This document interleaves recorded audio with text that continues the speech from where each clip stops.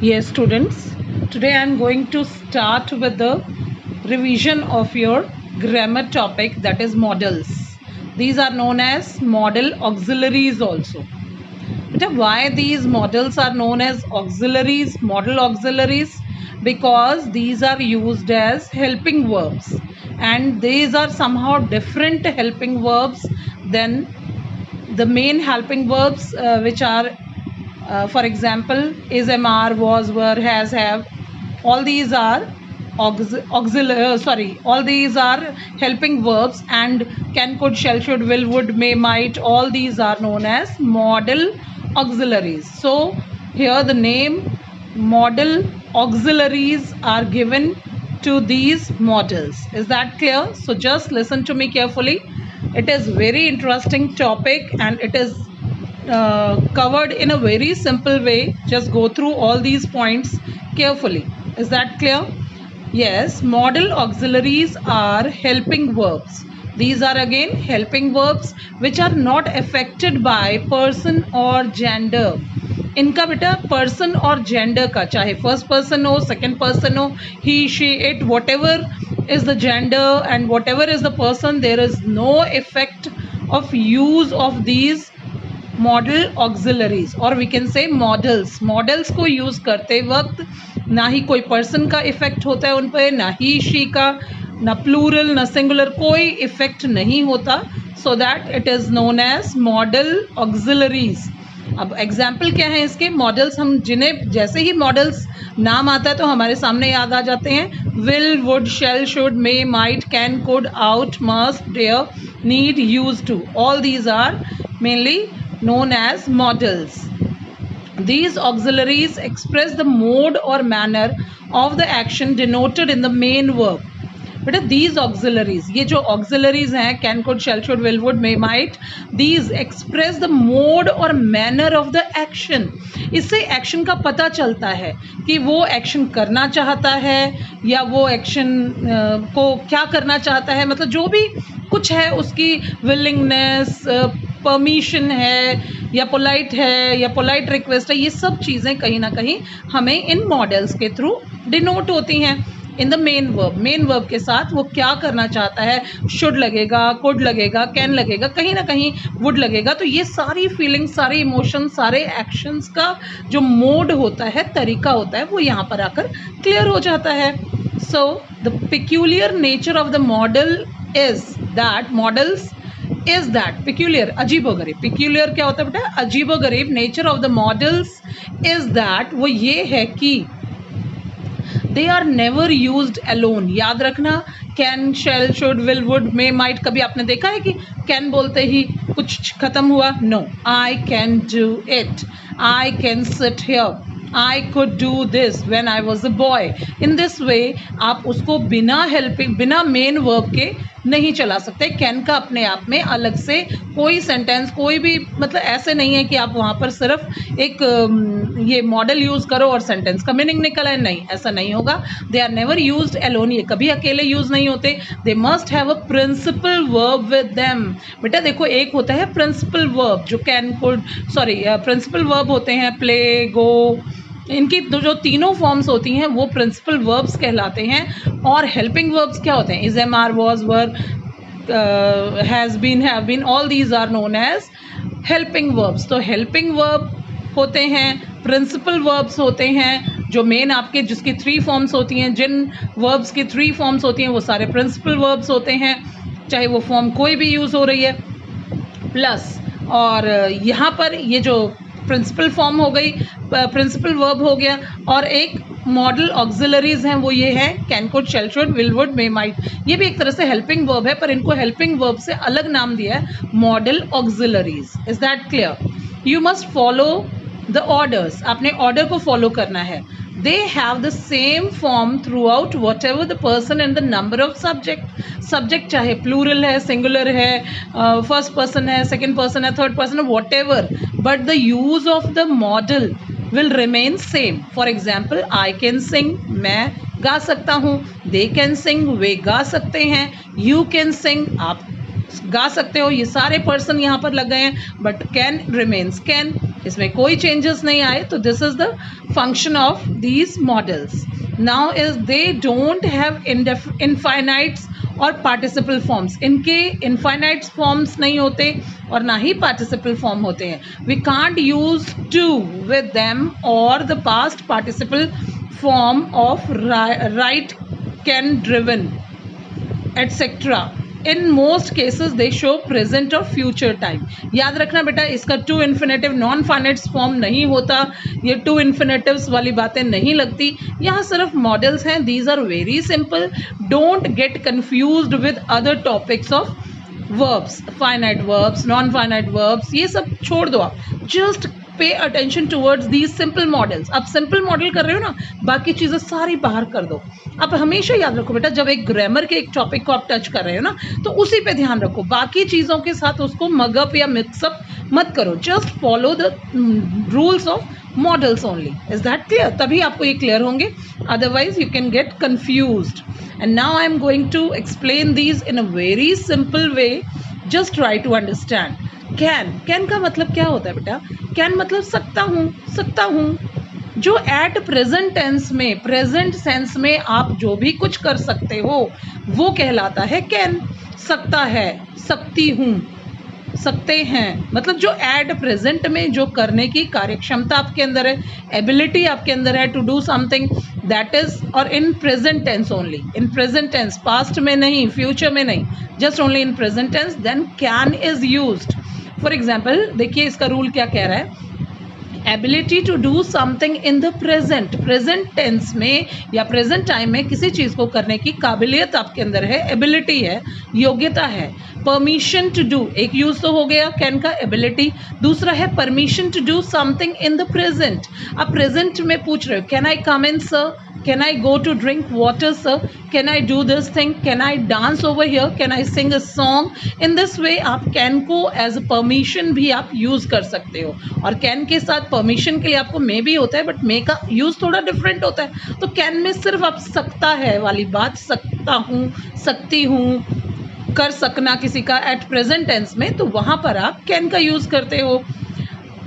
In the present request, request जब आप करते हो किसी से, can I sit here, can I use your phone, can I talk to your principal sir, whatever. In this way we can use the word can over here. Offer, offer के लिए can I have a pen please, can I have your mobile phone please. तो ये offering के लिए भी है कि आप can I sit over here, यहाँ पर भी ऑफर है. Suggestion, yes you can do this thing, suggestion है, you can do this thing, you can't do this thing, you, मतलब इस तरह से आप सजेशन में भी, सुझाव में भी कैन का यूज कर लेते हो. देन इज पॉसिबिलिटी, पॉसिबिलिटी के लिए भी कैन है. he can do it, but he can do it, वो कर सकता है, बट करेगा कि नहीं करेगा दैट डिपेंड्स. कई बार क्या होता है, वो पॉसिबिलिटी है कि 10th का बच्चा A to Z पूरे नियम बता सकता है मॉडल्स के, बट अब ये देखना है कि वो बताता है कि नहीं बताता. May be he can feel shy, वो कर सकता है, तो पॉसिबिलिटी है उसमें करने की. तो that's why this can is used in many ways in to show ability, permission to do something in the present request, present tense में जो रिक्वेस्ट है, ऑफर के लिए किसी को ऑफर करते हो, कैन आई सिट हियर, तो कुछ भी है ऐसे ऑफरिंग के लिए. सजेशन, सुझाव देते हो, और पॉसिबिलिटी के लिए आप कैन लगा सकते हो. For example, I can speak 5 languages, और आई कैन स्पीक इंग्लिश, मैं इंग्लिश बोल सकता हूँ. Can I go to cinema, क्या मैं सिनेमा जा सकता हूँ? आप मम्मी पापा से पूछ के बोल सकते हो ऐसे. Can you wait a moment please, ये ऑफर है, यहाँ पर वो ऑफर कर रहा है कि प्लीज क्या आप मेरी वेट कर लोगे, दिस इज ऑफर. यहाँ पे क्या है, परमिशन ले रहा है. Can I go to cinema, this is permission, this is ability. And can you wait a moment please, this is offering. I can lend you my car till tomorrow, again here it is offering कि मैं आपको कल के लिए अपनी car दे सकता हूँ. Can we visit grandma at the weekend, this is suggestion. Can we visit grandma, क्या हम ग्रैंडमा के पास जा सकते हैं एट द वीकेंड, वीकेंड की सजेशन दे रहा है कि क्या हम जा सकते हैं, आप चलोगे, अच्छा होगा ना हम जाएंगे, that is suggestion. It can get very hot in Delhi these days. This is possibility because June month है और July month है, बहुत गर्मी होगी, तो it can get very hot in Delhi these days. इन दिनों वहाँ पर बहुत ज़्यादा गर्मी होगी दिल्ली में. That is possibility. So can is used in various ways.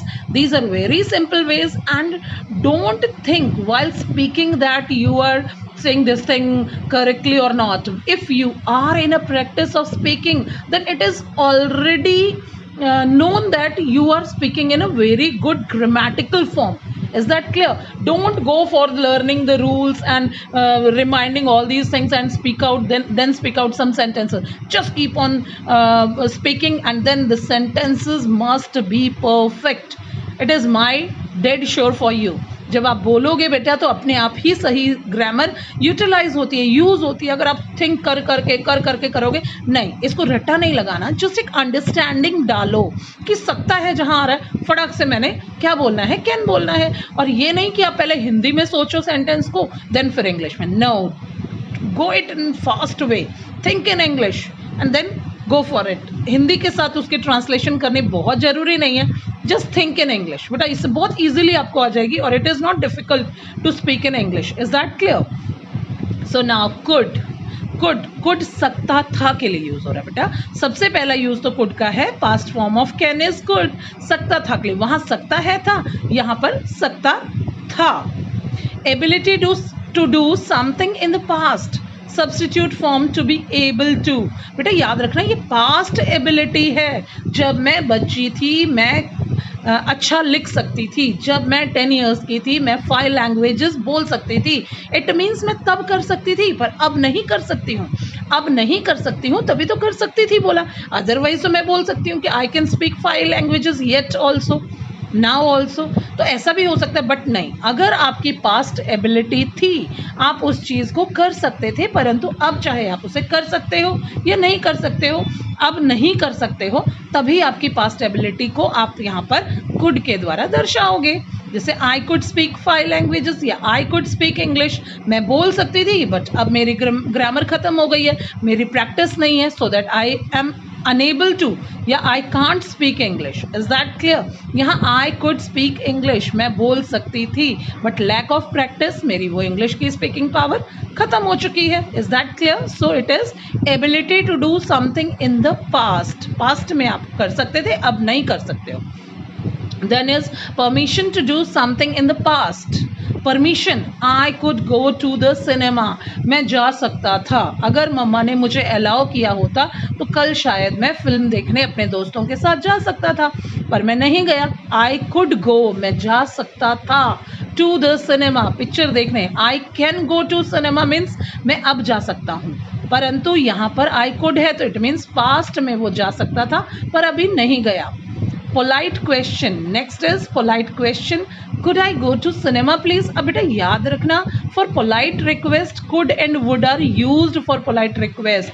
याद रखो कुड जो है कैन की तरह ही यूज हो रहा है, पर यहाँ पर पोलाइट रिक्वेस्ट के लिए आप क्या यूज कर रहे हो? कुड यूज कर रहे हो. Could I go to the cinema please. क्या मैं सिनेमा जा सकता हूँ? जबकि वो प्रेजेंट में पूछ रहा है कि क्या मैं जा सकता हूँ, परंतु जहाँ पर पोलाइट रिक्वेस्ट आ जाती है वहाँ पर कैन की जगह आप कुड लगाकर किसी काम को बड़ी इजीली करा सकते हो. बेटा पहले मैं एक एग्जाम्पल देती हूँ. जैसे फॉर एग्जाम्पल मैं आपसे मोबाइल फ़ोन मांग रही हूँ अपना काम करने के लिए. Can I use your phone please. नहीं, जैसे मैंने बोला can I use your phone, तो आप बोलोगे नो यू कैन नॉट. अगर मैं पूछूँगी could you please give me your phone to talk to my parents, तो आप कहोगे कुड में ऑटोमेटिकली ही पोलाइट रिक्वेस्ट हिडन है. इसमें प्लीज़ और कुछ करने की जरूरत नहीं है. जिसको इंग्लिश प्रॉपर आती है उसे पता है भाई ये मुझसे पोलाइटली बात कर रहा है. इफ़ ही और she is using could over there, it means he is talking to me in polite manner, so that automatically वो पर्सन क्या करेगा? आपका हेल्प आउट करेगा. आज का ज़माना बेटा बटरिंग करने का ज़माना है. आज का जो ज़माना है वो किसी से काम निकालना है, और काम निकालना कैसे होगा? पोलाइटली होगा. अगर आप किसी को कहोगे हे मेरा काम कर दे, कोई भी नहीं करेगा. अगर हे मेरा काम, तुम मेरा काम कर सकते हो, can you do this for me, तो कोई नहीं करेगा. अगर आप बोले could you please do this thing for me, तो वो फटाक से कर देगा. It means polite request is very very very important to live in this area or in this world. It is very, very important. So try to use could for polite request, polite questions, or whatever you want to do in a polite manner. For this you can use could. Is that clear? So could का मतलब होता है सकता था, और इसके बहुत अच्छे एग्जाम्पल्स होते हैं. I could swim across the river when I was a girl, या I could write Urdu when I was 10 years old. It means अब मुझे वो नहीं आती है. तो could I go to cinema please, ये जो है यहाँ पर क्वेश्चन क्या है? पोलाइट क्वेश्चन है, पोलाइट रिक्वेस्ट में क्वेश्चनिंग है. कुछ भी चीज़ जब आप पोलाइट के लिए यूज़ करोगे तो आप could यूज़ करोगे. Is that clear? So could is already done. Now we will use another one, that is polite request के लिए. For example, again polite request के लिए इसी के examples हैं बेटा. polite request के लिए could you wait a moment please, क्या आप मेरे लिए कुछ moments के लिए wait करोगे? तो यहाँ पर could लग गया है तो बेटा इसमें automatically क्या छिपा हुआ है? polite request छिपी हुई है, तो वो person जरूर रुक जाएगा. Next is polite offer. I could lend you my car till tomorrow. बेटा ये can में भी आपने example देखे थे. can में आपका polite request नहीं था, आप सकना वाली बात बता रहे थे. बट आजकल जो ट्रेंड है, आजकल जो ज़माना है, एटिकेट्स जो लोगों में छिपे हुए हैं, उसमें कुड का बहुत अच्छा यूज़ हो जाता है. और कुड यूज़ करके आप बहुत कुछ लोगों को दिल जीत सकते हो. I could land you my car till tomorrow. मैं तुम्हें कल तक के लिए कार अपनी उधार दे सकता हूँ. ठीक है, तो यहाँ पर कुड आ गया है, कैन की जगह क्या आ गया? कुड. यहाँ पे पोलाइट रिक्वेस्ट हो गई है, पोलाइट ऑफर हो गई है. इट मीन्स अगर आपका कोई बहुत अच्छा फ्रेंड है, बहुत नियर एंड डियर फ्रेंड है, वो आपकी बहुत हेल्प करता है ऑलवेज, तो एक दिन आप भी हेल्प करने के लिए उसको खुद ऑफर करोगे कि मैं तुम्हारा ऐसा काम करता हूँ क्योंकि तुम मेरे बहुत काम आते थे, तो मैं भी तुम्हारा ये काम कर सकता हूँ. तो वो बोल रहा है I could land you my car till tomorrow. मैं कल तक के लिए तुम्हें अपनी कार उधार दे सकता हूँ. Then is polite suggestion. Same चीज़ें जो कैन में थी वही सारी चीज़ें यहाँ कुड में भी आ गई, बट यहाँ पे पोलाइट मैनर आ गई है, तो ये कुड बन गया. Could we visit grandma at the weekend. क्या हम वीकेंड पे दादी माँ को मिलने जाएंगे? वहाँ तो कैन था. मैं उसे बोलती हूँ पत्थर लठ मार लैंग्वेज, मीन्स थोड़ी सी स्ट्रिक्ट लैंग्वेज, थोड़ी सी हार्श लैंग्वेज थी कैन. बट अगर आप कुड लगाते हैं, that is sweet and polite language you are using over there. So could is use for polite suggestions. Also suggestions होते हैं सुझाव देना, कोई भी सुझाव दे रहे हो. Could we visit grandma at the weekend. क्या हम दादी माँ को मिल सकते हैं किस दिन? वीकेंड पे, हफ्ते के लास्ट डेज में. क्या हम दादी माँ से मिलने जा सकते हैं? This is a suggestion. और ये कैसा है? पोलाइट है. कैन है तो इम्पोलाइट है, और कुड है तो पोलाइट सजेशन है. Next same here, possibility. Possibility होती है संभावना. It could get very hot in Montana. अब मोंटाना जो जगह है वहाँ पर बहुत गर्मी हो सकती है, तो यहाँ पर ये अंदाज़ा लगा रहा है it could get very hot in Montana, कि मोंटाना में इस समय बहुत ज़्यादा गर्मी हो सकती है. अब ये कुड जो है बेटा, ये पास्ट को नहीं शो कर रहा है, यहाँ पर भी एक तरह से पॉसिबिलिटी है, और पता चल रहा है आपको, आइडिया है कि ऐसा कुछ हो सकता है. थोड़ा सा यहाँ पे पोलाइटली वो उसने बताया कि वहाँ पर मतलब हॉट वेदर हो सकता है. It could get very hot in the Montana. Montana में इस समय बहुत गर्मी हो सकती है, बन सकती है. मतलब जैसे बोलते हैं ना राजस्थान इन दिनों बड़ा गर्म होता है, तो ऐसे ही मोंटाना का नाम दिया है. देन कम्स मे. मे और कैन बेटा एक तरह से ब्रदर हैं. कुछ पॉइंट्स इनके बहुत ज़्यादा मिलते हैं. कई बार आप कैन और मे को सब्स्टिट्यूट में यूज़ कर सकते हो, परंतु उसमें भी थोड़ा सा स्लाइट डिफरेंस होता है, वो अपने ध्यान रखना है. हल्का सा डिफरेंस होता है, बट हम यूज़ कर सकते हैं. वो बिल्कुल गलत नहीं है, बट थोड़ा सा लैंग्वेज को एक प्रेजेंटेबल बनाने के लिए थोड़ा सा यूज़ होता है. अदरवाइज इतना कोई गलत भी नहीं है. बट जब आप बड़े हो जाओगे ना, तो आपको अपने आप आ जाएगा कि यहाँ पे मुझे कैन नहीं, यहाँ पे मुझे मे ज़्यादा यूज़ करना चाहिए, मे ज़्यादा सुटेबल है. अदरवाइज दोनों के मीनिंग नियर अबाउट कहीं ना कहीं पॉसिबिलिटी वगैरह में सेम लगते हैं. नाउ इट इज़ मे. मे होता है फुल पॉसिबिलिटी. जब पूरी पॉसिबिलिटी की ही बात होती है तब मे यूज़ होता है. पॉसिबिलिटी संभावना होती है. It may rain today. Weather is cloudy. बहुत ज़्यादा क्लाउडी है, बादल गरज रहे हैं, तो इट मे रेन टुडे. ये 100% पॉसिबिलिटी है कि रेनफॉल आए. पर बेटा याद रखना, पॉसिबिलिटी हमेशा पॉसिबिलिटी होती है. पॉसिबिलिटी 99.9% अगर हमें पता है कि बारिश आ सकती है परंतु नहीं आ रही, उसकी मर्जी, वो गड़गड़ा के बादल बिजली चमक कर रह गई है, नहीं आई बारिश, दैट इज़ पॉसिबिलिटी. पॉसिबिलिटी हमेशा पॉसिबिलिटी ही रहेगी, चाहे वो 99.9% हाँ में थी, पर वो 1% में भी पॉसिबिलिटी ना में हो सकती है। रिजल्ट में जरूरी नहीं है कि आप बहुत मेहनत कर रहे हो आपके 100 में से 99% आए, पॉसिबिलिटी ये है 95 आ जाए, कई बार कुछ भी पॉसिबिलिटी हो सकती है। That is possibility always remain possibility, संभावना संभावना ही होती है। Is that clear? It may rain today, आज बारिश हो सकती है और ना भी हो, ये भी कोई गारंटी नहीं है। So it is possibility. Permission to do something in the present, substitute form of to be allowed to, किसी को अलाउ करना, बेटा अलाउ करना, जैसे may I come in sir, may I go to drink water, may I do this thing, may I use your this thing, may I use your that thing. मैंने can में भी बताया था, can I use your phone, can I sit here, can I do this thing. तो उसमें बेटा जब आप पोलाइट परमिशन मांग रहे हो, किसी से परमिशन मांग रहे हो, to be allowed to, allowed करना है, जब ये ऑफिशियल लैंग्वेज में आ जाता है बेटा। आप कभी किसी के रूम में क्लास में आते हुए आप कभी नहीं कहते कैन आई कम इन, क्या मैं अंदर आ सकता हूँ, बट नहीं, आप थोड़ा सा एक अलाउ मांग रहे हो, स्वीकृति मांग रहे हो। जबकि can I come in sir और ma'am is not wrong, totally वो रॉन्ग नहीं है, बट याद रखना कि मैं बता रही हूँ कि थोड़ा सा डिफरेंस होता है इनमें। मे I go to the cinema, जब आप परमिशन ले रहे होते हो और अलाउ करवाना चाहते हो तो उसमें मे का इस्तेमाल ज़्यादा किया जाता है। मे जो है परमिशन देने और लेने के लिए यूज होता है। सो मे आई गो टू सिनेमा, तो यहाँ पर ये पॉसिबिलिटी के लिए था और यहाँ पर ये परमिशन के लिए है। Now is the polite suggestion. अब polite suggestion, may I help you, आप किसी को हेल्प करना चाह रहे हो, बहुत खुश इंसान हो, बहुत अच्छे इंसान हो, आप किसी की भी हेल्प कर सकते हो, तो पोलाइटली आप पूछ रहे हो may I do this thing for you, may I take your luggage to the railway station, कुछ भी आप हेल्प आउट करने के लिए बोल सकते हैं। May I share something with you, तो कुछ भी आप पोलाइटली जब सजेशन दे रहे हो या पोलाइट रिक्वेस्ट कर रहे हो तो भी आप मे का इस्तेमाल कर सकते हो। इज दैट क्लियर बेटा? It is somehow official in nature, may is somehow official in nature. थोड़ी सी फॉर्मेलिटीज होती है, जैसे फॉर्मल लेटर और इनफॉर्मल लेटर में जो डिफरेंस होता है ना, एक में फॉर्मेलिटी होती है, एक में फ्रेंडली होता है। कैन आई यूज तो फ्रेंडली लगा लो आप, और जब आप ऑफिशियल तरीके से आते हो, फॉर्मल तरीके से आते हो, तब आप मे का इस्तेमाल कर लेते हो कैन की बजाय।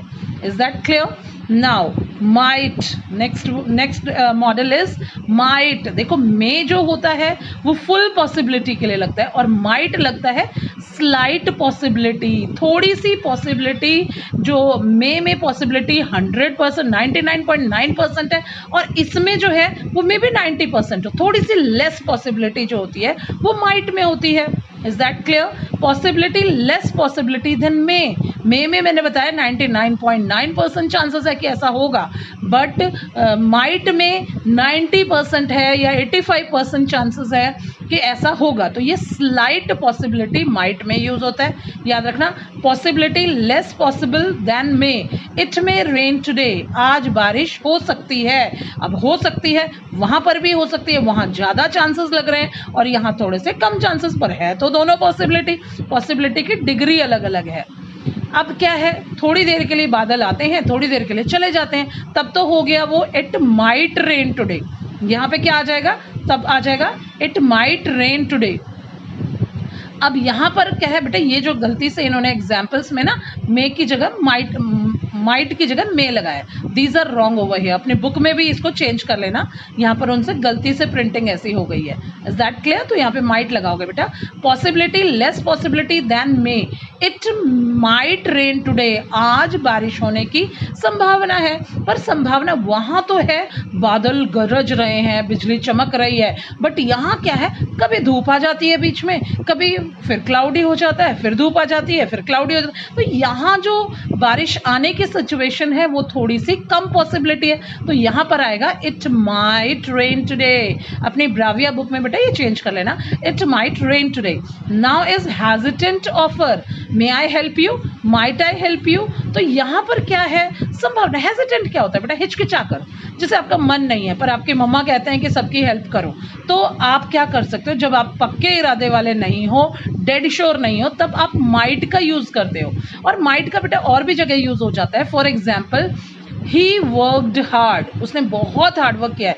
He might pass the exam, उसने बहुत हार्ड वर्क किया है, वो एग्जाम पास करने की संभावना है। तो माइट यहाँ पर संभावना के लिए लगता है, पॉसिबिलिटी के लिए। तो यहाँ पर माइट आप यूज़ कर सकते हो। ही माइट, आपको मैं बहुत ज़्यादा यूज़ करती हूँ क्लास में, this chapter might be clear to you, might be clear to you मतलब कि शायद ये चैप्टर आपको समझ आ गया होगा। अब 100% श्योरिटी तो मुझे भी नहीं है कि सबको आ गया, काफ़ियों को आ गया, 90% बच्चों को आ गया, 10% रह गए, तो मैं ऑलवेज यूज़ करती हूँ it, the chapter might be clear to you, संभावना है कि ये आपको क्लियर हो गया होगा। Is that clear? So might is used over here. Next is must. Must क्या होता है? जरूर जरूर कोई काम करना है, दैट इज मस्ट। फोर्स, जब कोई काम जरूर करना है, कंपल्शन है, दैट इज मस्ट। फोर्स, बिल्कुल प्रेशर है, आपने टेस्ट की तैयारी करनी है, कल आपने टेस्ट जरूर देना है, दैट इज फोर्सिबली। नेसेसिटी, बहुत ज़रूरत है, you must talk to a good doctor, your जो भी है, कोई भी पर्सन है, your friend is not feeling well, you must talk to your doctor. तो ये सब नेसेसिटी हैं, ज़रूरतें हैं, जो फोर्सिबली जो किया जाए, नेसेसिटी है, ज़रूरत है, या पॉसिबिलिटी है कि ऐसा हो जाए, या एडवाइस देने के लिए मस्ट कर देते हैं। रिकमेंडेशन के लिए हम रिकमेंड करना क्या होता है? फॉर एग्जाम्पल, एक डॉक्टर के पास आप जा रहे हो, उस डॉक्टर से इतना ज़्यादा, वो डॉक्टर बोन्स का नहीं है, वो हेड इंजरी का है, तो हेड इंजरी उसने आपकी चेक कर ली, बट अगर उसकी बोन इंजरी है तो वो रिकमेंड कर देगा कि भाई तुम उस डॉक्टर के पास, सो एंड सो डॉक्टर के पास आप जाओ, दैट इज रिकमेंडेशन करना। ये भी एक एडवाइस का ही भाई बंधु है, रिकमेंड करना। अब फोर्स करना, नेसेसिटी को दिखाना, पॉसिबिलिटी को दिखाना, एडवाइस सजेशन को दिखाना, you must consult a good doctor, that is advice. तो रिकमेंडेशन, ये सारी कहीं ना कहीं मस्ट में काउंट होती हैं। For example, I must go to the supermarket today, मैं सुपर मार्केट जरूर जाऊंगा, कोई चांस नहीं है कि मैं ना जाऊं, कोई संभावना नहीं है, it is dead sure that I must go to supermarket today. You must be tired, आप थक गए होंगे, यू मस्ट बी टायर्ड, तुम जरूर थक गए होंगे, आज सुबह से तुम काम कर रहे हो, सुबह से तुम वर्कलोड कर रहे हो, तो आप जरूर थक चुके होंगे, that is you must be tired. Next is you must see the new film with Brad Pitt. Again यहाँ पर यू मस्ट सी, ये एडवाइस कर रहा है कि ब्रैड पिट की ये फिल्म आप जरूर देखना। इज दैट क्लियर? तो आप बोलेंगे you must see the film, the new film of Sushant Rajput, that is Chhichhore. It is a very good story to be taught to you. For example, उसमें क्या है, उसमें बहुत अच्छी तरह बताया गया है कि किस तरह से बच्चे बहुत ज़्यादा डिज़ायर्स रखते हैं, मैं ये कर लूँगा, मैं वो कर लूँगा, अगर मार्क्स नहीं आते तो वो कुछ गलत काम करते हैं, तो उसको सिखाने के लिए वो जो फिल्म है, तो we can advise you, we can recommend you, we can advise you. तो in this way we can use must. Is that clear? So ये मस्ट का आपको पता चल गया होगा। You must obey your parents, you must do this thing, you must attend all the classes, you must attend all the revision classes, you must give your test. तो ये सब जो कंपल्सरी करनी होती हैं, that is must. Must not and may not, बेटा ये याद रखना, जितना सख्त यहाँ पे ये करना होता है, यहाँ पर मस्ट नॉट उतनी ही सख्त मनाही होती है। जैसे स्कूल में मैं असेंबली में जब भी आपको अनाउंस करती हूँ that area is prohibited area, do not do that thing, you must not go there, you must not roam here and there, you must not eat anything while moving on the stairs, you must not do this thing, that is totally मनाही, सख्त मनाही के लिए हम लोग must not use करते हैं। सख्त मनाही के लिए हम क्या यूज़ करते हैं? Must not. और मे नॉट, तुम्हें ये करने की इजाज़त बिल्कुल भी नहीं है, that is may not. Prohibition, must is a little stronger, must जो है वो लिटिल स्ट्रॉन्गर है, you may not do this, तुम्हें ये नहीं करना चाहिए, ये तो है थोड़ा सा हल्केपन पे, परंतु मस्ट नॉट है सख्त मनाही। मस्ट नॉट हम ज़्यादा यूज़ करते हैं, may not, you may not do this thing, teacher may not teach this chapter today. तो मे नॉट यहाँ पर थोड़ी सी कम संभावना है, पर यहाँ पर हार्ड एंड फास्ट सख्त मनाही है। You must not touch the electric wire, you must not go near the fire, you must not go near the that lion, you must not go in the jungle, you must not move out during lockdown, all these things ये सख्त मनाही के लिए है। Total prohibition के लिए हम लोग लगाते हैं मस्ट नॉट, और हल्के फुल्की मनाही के लिए हम लगा लेते हैं मे नॉट। परंतु यहाँ जब मनाही आ गया, टोटल प्रोहिबिशन आ गया, तो मस्ट नॉट ही ज़्यादा यूज़ होता है, मे नॉट तो बहुत कम चांसेस में यूज होता है। Prohibition must is a little stronger, you must not work on dad's computer, तुम्हें सख्त मनाही है कि तुम डैडी के कंप्यूटर पर काम नहीं करोगे, उन्होंने बहुत सारी फाइल्स हैं, उनकी फाइल है, तुम कुछ ना कुछ खराब कर दोगे। You may not work on dad's computer, तुम्हें मनाही है। एक तो है मम्मा बड़ी पोलाइट नेचर की है, वो कहती है कि तुम्हें पापा के कंप्यूटर पे कुछ नहीं करना, चलो ठीक है अगर तुमने कर दिया तो कोई बात नहीं, एक दो डांट पड़ जाएगी, बात खत्म। पर यहाँ वाली मम्मा थोड़ी स्ट्रिक्ट मम्मा है, you must not work on the dad's computer, तुम्हें हार्ड एंड स्ट्रिक्ट वार्निंग है, अगर तुमने डैड का कंप्यूटर छू भी दिया तो तुम्हारी पिटाई होगी। तो समझ जाओ बेटा, यहाँ थोड़ा सा स्ट्रांग है, यहाँ जो है थोड़ा सा ना में है पर स्लाइट है। नाउ इज नीड नॉट, जरूरत नहीं, नीड नॉट मीन्स जरूरत नहीं। समथिंग इज नॉट नेसेसरी, जब किसी चीज़ की ज़्यादा जरूरत नहीं है, that is need not. I need not go to school, go to the supermarket, we are going to the restaurant tonight. मुझे हाँ, आई नीड नॉट गो, मुझे सुपर मार्केट जाने की जरूरत नहीं है।